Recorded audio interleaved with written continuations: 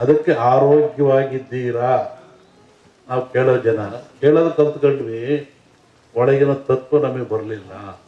ಇವತ್ತು ಹಬ್ಬ ಆಚರಿಸ್ತೀವಿ, ಆಚರಣೆ ಸಮಾರಂಭಗಳನ್ನು ಮಾಡ್ತೀವಿ, ಕಾರ್ಯಕ್ರಮ ಮಾಡ್ತೀವಿ ಅಂದರೆ ಅದರ ಮೂಲ ಉದ್ದೇಶ ನಾವು ತಿಳ್ಕೊತಾ ಇಲ್ಲ. ಆ ಮೂಲ ಉದ್ದೇಶ ಏನು ಅಂದರೆ ಮನುಷ್ಯನಿಗೆ ಆರೋಗ್ಯದಾಯಕವಾಗಿರಬೇಕು, ಖುಷಿ ಇರಬೇಕು, ನೆಮ್ಮದಿ ಇರಬೇಕು ಅಂತ. ಹಿಂದಿನ ಕಾಲದಲ್ಲಿ ಒಂದು ಧರ್ಮ ಆಚರಣೆ ಇತ್ತು. ಗುರುಗಳು ಭಕ್ತನ ಉದ್ಧಾರಕ್ಕಾಗಿ, ಸಮಾಜದ ಶ್ರೇಯಸ್ಸಿಗಾಗಿ ತಾನೇ ನೋವು ತಗೊಳ್ತಾ ಇತ್ತು. ಹೇಗೆ ನೋಡಿ, ಈ ಭಾಗದಲ್ಲಿ ಕಮ್ಮಿ. ಅದು ಉತ್ತರ ಕರ್ನಾಟಕ ಹೋದರೆ ಜಂಗಿನವ್ರು ಕುಂತಾ ಇತ್ತು. ಒಬ್ಬ ಕಾಲಿಗೆ ಜಂಗ್ ಕೊಟ್ಕೊಳ್ಳೋದು, ಅವನು ಮನೆಗೆ ಬರೋದು. ಬೆಳಿಗ್ಗೆ 6 ಗಂಟೆ ಹೊತ್ತಿಗೆ ಬರ್ತಾ ಇದ್ದ. ಅಲ್ಲಿ ಬಂದು ಜಂಗ್ ಶಬ್ದ ಮಾಡೋವನು, ಅವು ಒಳಗೆ ಹೋಗೋವನು ನೋಡ್ತಾ ಇದ್ದ. ಏನು ಇವರು ಬಾಗಿಲು ಸಾರಿಸಿದಾರೋ ಇಲ್ವೋ, ಇವರು ಸ್ನಾನ ಮಾಡಿದಾರೋ ಇಲ್ವೋ, ಇವರು ಬೇಗ ಎದ್ದಿರೋ ಇಲ್ವೋ, ಇವ್ರ ಮನೆಯಲ್ಲಿ ಸ್ವಚ್ಛತೆ ಇದೆ ಇಲ್ವೋ ನೋಡುವಂಥ. ಅವನಿಗೇನು ಅಲ್ಲಿ ಹಿಟ್ಟಿಡ್ತಾ ಇದ್ರು, ಜೋಳದ ಹಿಟ್ಟು. ಒಂದೇ ಇಡಿ ಹಿಟ್ಟು ತಗೊಳ್ಳೋದು, ಜಾಸ್ತಿ ತಗೊಳಂಗಿಲ್ಲ. ಕಾಯಿಕ ದಾಸೋಗ ಅಂತ ಒಂದಿಡಿ ಜೋಳದ ಹಿಟ್ಟು ತಗೊಳ್ಳೋದು, ಜೋಳಿಗೆ ಹಾಕಿಡೋದು. ಈಗ ಎಲ್ಲರ ಮನೆಗೂ ಹೋಗ್ತಾ ಇದ್ದ ಅವನು.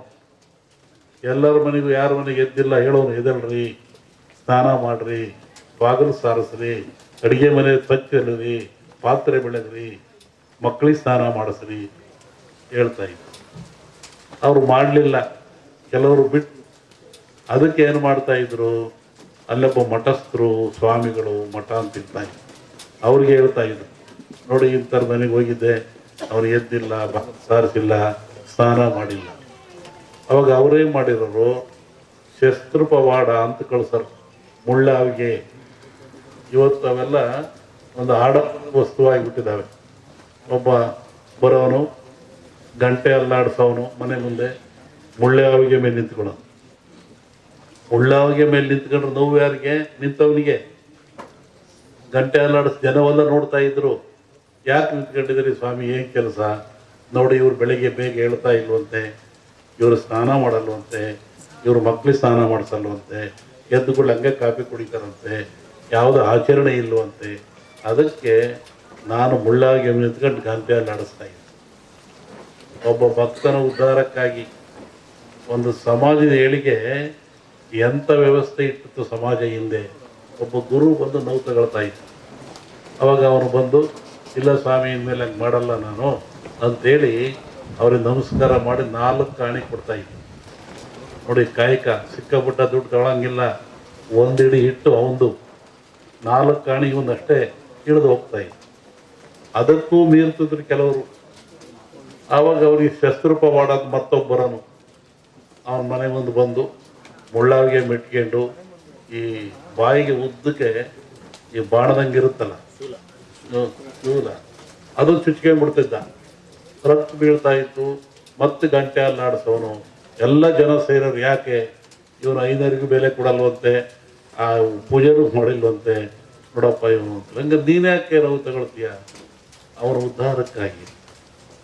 ಇವು ಮಠಗಳು, ಮಾನ್ಯಗಳು, ಹಿರಿಯರು ಒಂದು ಸಮಾಜವನ್ನು ಸಿದ್ಧುವಂಥ ಸಂಕೀರ್ಣ ವಿದ್ಯೆಯನ್ನು ಕೊಡೋದು, ನೀತಿಯನ್ನು ಕಲಿಸೋದು, ತಿಳುವಳಿಕೆ ಕೊಡೋದು, ಸಂಸಾರಕ್ಕೆ ಸೂತ್ರಗಳನ್ನು ಕೊಟ್ಟು ಆದರ್ಶ ವ್ಯಕ್ತಿಯನ್ನಾಗಿ ಮಾಡ್ತಕ್ಕಂಥದ್ದು.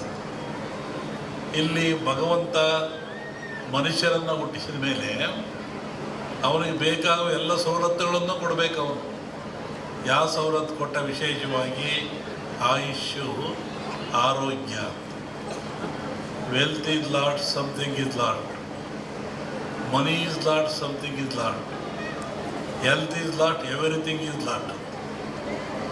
ಆರೋಗ್ಯ ಏನಾದರೂ ಕೆಟ್ಟರೆ ಎಲ್ಲವನ್ನೂ ಕಳ್ಕೊಳ್ತಾನೆ ಮನುಷ್ಯ. ಏನಿದ್ರೇನು, ಆರೋಗ್ಯ ಭಾಗ್ಯ ಇಲ್ಲದೆ ಹೋದರೆ, ಆಯುಷ್ಯ ರೇಖೆ ಇದ್ದೇನು, ಸಂಪತ್ತು ರೇಖೆ ಇದ್ದೇನು, ಆರೋಗ್ಯ ಇಲ್ಲದವ್ರು ಏನು ಮಾಡ್ತಾನೆ? ಏನೂ ಮಾಡೋಕ್ಕಾಗಲ್ಲ. ಹಾಗಾಗಿ ಭಗವಂತನ ಪ್ರೇರಣೆ ಇಂತಹ ಗಿಡಮೂಲಿಕೆಗಳನ್ನು ಮನುಷ್ಯನಿಗೆ ವರವಾಗಿ ಕೊಟ್ಟ. ಇದನ್ನು ತಿಂದು ನೀನು ಉಪಯೋಗ ಮಾಡಿಕೊಂಡು ಸದೃಢವಾಗಿ ಬಾಳು, ಆರೋಗ್ಯವಂತನಾಗಿ ಬಾಳು. ಭೂಮಿಯ ಮೇಲೆ ಸದಾಕಾಲ ಎಂದು ಒಳ್ಳೆಯದನ್ನು ಮಾಡು ಅಂತೇಳಿ ಇಂತಹ ಗಿಡಮೂಲಿಕೆಗಳನ್ನು ಕೊಟ್ಟ ಭಗವಂತ. ಇದು ಇವುಗಳ ಹಿಂದೆ ಹೋಗ್ತದೆ. ಸಮುದ್ರ ಮತನಾಯಿತು, ಇಲ್ಲಿ ಬರೆದಿದ್ದೀರಾ, ಸಮುದ್ರ ಮತನಾಯಿತು. ಸಮುದ್ರ ಮತ ರಾಕ್ಷಸರು ದೇವತೆಗಳು ಆದೇಶ ಕಟ್ಟಿ ಎಳೆದರು. ಎಲ್ಲ ಬಂತು, ಲಕ್ಷ್ಮಿ ಬಂತು, ಐರಾವತ ಬಂತು, ಕನಕಾದಿಗಳು ಬಂದು, ವಿಷ ಬಂತು. ಎಲ್ಲವರು ಹಂಚ್ಕೊಂಡ್ರು. ವಿಷವನ್ನು ಯಾರು ಹಂಚ್ಕೊಳ್ಳಿಲ್ಲ. ಆವಾಗ ಪರಮಾತ್ಮ ಕುಡ್ದ. ಆವಾಗ ಅವನಿಗೆ ಯೋಚನೆ ಆಯಿತು, ಸಕಲ ಸಂಪತ್ತೆಲ್ಲ ಕೊಟ್ಟುಬಿಟ್ಟೆ ನಾನು, ಸಮುದ್ರದಲ್ಲಿ ವಿಷವೂ ಬಂದುಬಿಡ್ತು, ಇದನ್ನು ನಾನು ಕುಡಿದೆ, ಇದರಿಂದ ಪಾರಾಗದೆ ಹೇಗೆ? ಬಹುಶಃ ಈ ವಿಷ ಈ ಜನರ ಮೇಲೆ ಹೋದರೆ ಏನಾಗ್ತಿತ್ತು, ಕಾರ್ಕೋಟ ವಿಷ. ಅದಕ್ಕೆ ಯೋಚನೆ ಮಾಡಿ ಈ ಧನ್ವಂತರಿಯನ್ನೂ ಕೊಟ್ಟ. ಈ ಧನ್ವಂತರಿ ಎಲ್ಲಿಂದ ಬಂತು ಅಂದರೆ ಸಮುದ್ರದಿಂದ, ನೀರಿನಿಂದ, ಸಾಗರದಿಂದ ಬಂತು. ಇದು ಆ ಒಂದು ದೇವತೆಯ ರೂಪದಲ್ಲಿ ಬಂತು.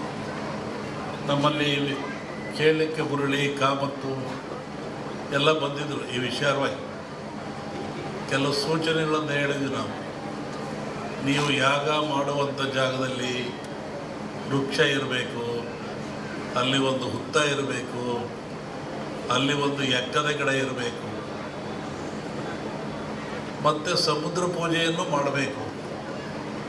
ಯಾಕೆಂದರೆ ಮೂಲ ಸಮುದ್ರವೇ ಮೂಲ. ಇದಕ್ಕೆ ಗಿಡ, ವೃಕ್ಷ, ಬಳ್ಳಿ ಇದಕ್ಕೆಲ್ಲ ಸಮುದ್ರವೇ ಮೂಲ. ಅಲ್ಲಿಂದ ತರಬೇಕು. ಹಾಗೆ ಹೀಗಾಗಿ ಈ ಒಂದು ಯಾಗ ಭಾಳ ಚೆನ್ನಾಗಿ ನಡೀತಾ ಇದೆ ಭೂಮಿ ಮೇಲೆ. ಅದರಲ್ಲೂ ಈ ಕರಾವಳಿ ನಡೆದಿದ್ರೆ ಅತ್ಯಂತ ಮನುಕುಲಕ್ಕೆ ಆದರ್ಶವಾಗಿರ್ತಕ್ಕಂಥದ್ದು, ಪ್ರಾಯಶ್ಯವಾಗಿರ್ತಕ್ಕಂಥದ್ದು, ದೀರ್ಘಾಯುಷ್ಯದ ಗುಟ್ಟನ್ನು ನಮ್ಮವರು ಕೊಟ್ಟಿದ್ದಾರೆ.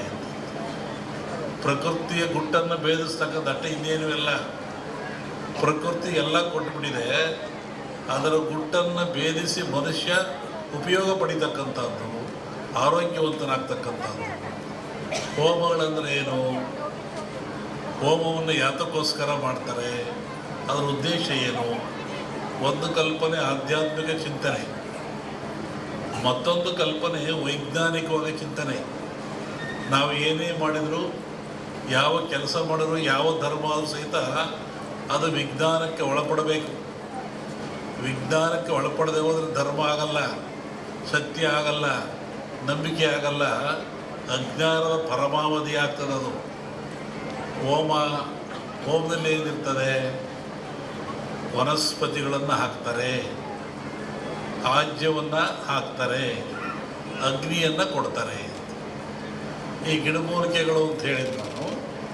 ಈ ವನಸ್ಪತಿಗಳಿಂದ ಅಗ್ನಿಗೆ ಹಾಕಿ ಹೋಮ ಆಜ್ಯ ಸುರಿಯೋದ್ರಿಂದ ನಮ್ಮ ನಂಬಿಕೆ